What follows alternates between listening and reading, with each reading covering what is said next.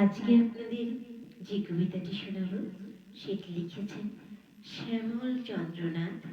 কবিতার নাম হচ্ছে তবু ইচ্ছে করে। মরে যেতে যেতে যদি বেঁচেও যায়, তবু যেন দু চোখ ভরে তোমার দেখা পাই।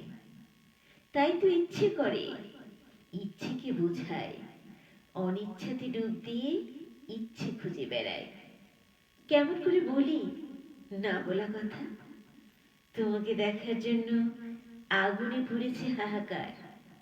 তোমার কথা কি শুনতে পেয়েছি আমি? তবু সে কথা হৃদয় পুর শুনেছে বারবার। কে কাকে ভালোবাসি বলবে এবার?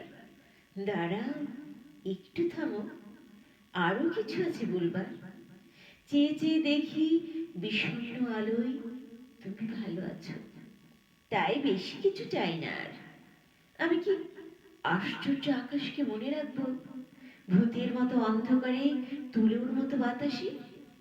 কেউ মনে রাখে না। মন তো বেখেয়ালি পাহাড়ি ঝর্ণা, হাঁটা পথ চলে যায় আকাশে। তুমি কোথায় গেছো?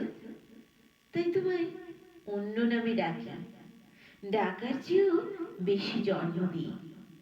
তুমি আস্তে আস্তে আমার ভেতর বড় হও।